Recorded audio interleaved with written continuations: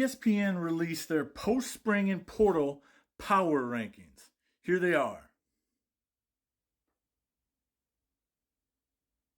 Looking at the top two, Georgia and Ohio State, I actually think they got that right. I mean, Georgia has definitely the better quarterback in Carson Beck, and they both have elite defenses, both Georgia and Ohio State, both on the same standard and same level. But I think Georgia is the superior team, at least at this point of the offseason. Now, Texas is a bit of a wild card for me. Yes, they returned Quinn Ewers, and it's so important to return a starting quarterback, especially one as elite as he is. But they lost 11 players in the draft, second only to Michigan's 14. And I know they've been recruiting at an elite level, but it takes time to gel into a cohesive offense and a cohesive defense. I really think they have the potential to reload with the level of recruits that they brought in. But to expect them to be a top 3 team again, I personally have my doubt. Then you got Oregon and Notre Dame, of course. Notre Dame is always overranked in the preseason. They always drop the important games of season, sometimes fluky games as well.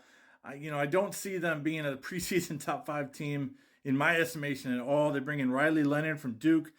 Once again, going to the Porter well to fill the quarterback needs.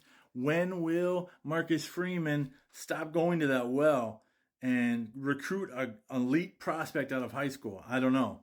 But he probably needs to do that real soon. Oregon, of course, is a team that is loaded.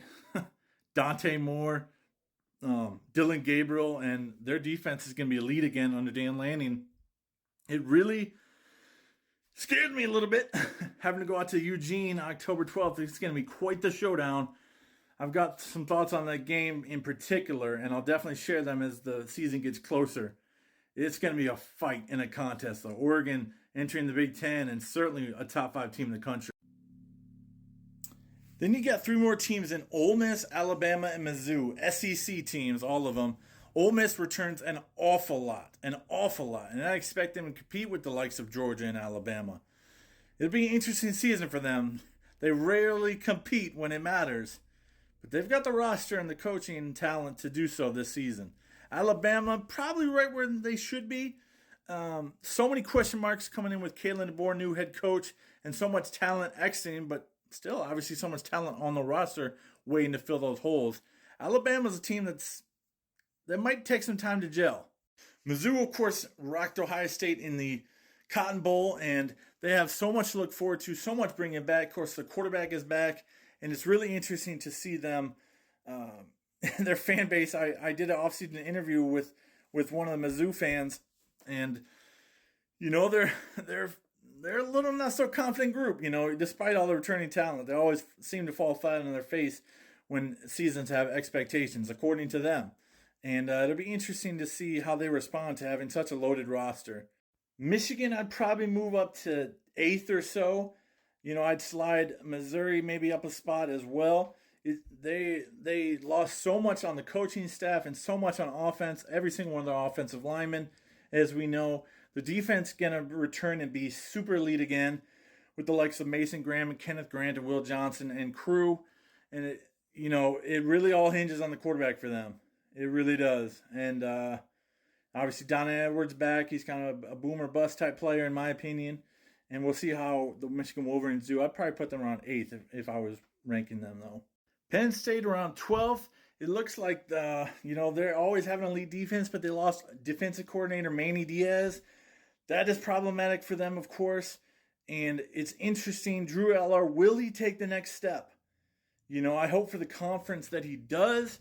But from an Ohio State fan perspective, and a Michigan fan's perspective, in both those games, he was beyond atrocious. But players progress, and they stay in the same system, and they typically get better. Now, Penn State quarterbacks have had a knack for not doing that. Christian Hackenberg and the like, of course. Trace McSorley is really the only quarterback that's, really thrived in that offense under James Franklin in his tenure there. So Penn State's kind of a toss-up there, also like Notre Dame, where they kind of seem to lose all the important games and win the rest. We'll see if Penn State can make that leap and make that jump for this season. Kansas down at 22 is another team I want to talk about. They returned an elite quarterback. They were somewhat of a surprise team under Lance Leopold last year, and they really improved. And I expect they might be higher ranked in the Big 12, especially with the departures of Texas and Oklahoma to the SEC. And so Kansas could have an interesting year. And rounding this out with the last two Big Ten teams in the rankings, the Iowa Hawkeyes at 23 and the USC Trojans at 25. Of course, Iowa always feels a very elite defense. USC has found that out in years past. But they struggle so mightily on offense. And we'll see if Caden McNamara is the quarterback or if they go a different route. They brought in a new offensive coordinator, finally shedding themselves of the nepotism hire, getting rid of Brian Ferentz. We'll see if the Iowa offense can ever take a leap forward. Because the old saying in the Big Ten is if Iowa ever found an offense, they'd be one of the most dangerous teams ever. But under Kirk Ferentz, that just has not been a reality, except for Brad Banks way back in 2002. And then, of course, the Trojans. They got rid of their defensive coordinator, Grinch, always recruiting elite talent. They, of course, lost Caleb Williams, the former Heisman Trophy winner. I don't expect USC to have a good season. I don't think they'll finish the year ranked. They might just because of their schedule and they get a couple wins, but it would be right around that 20 to 25 range if they end up the season ranked.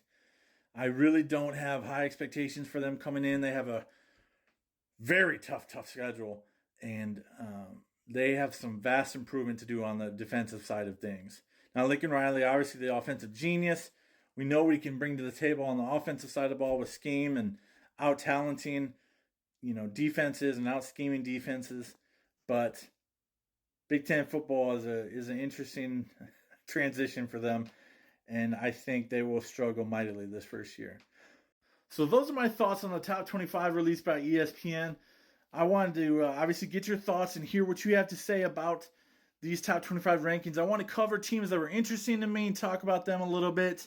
And we'll definitely be doing some of that in the offseason here as we, we're under 90 days now to the season as we barrel through the offseason. What a beautiful summer we've had so far, and look forward to the season. But leave your comments down below.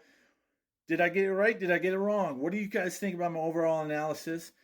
Who do you think should be ranked higher? Who should be ranked lower? Who's going to win the national championship? Share your thoughts below and let me know what you think. All right, we'll talk to you later. Go Bucks and God bless.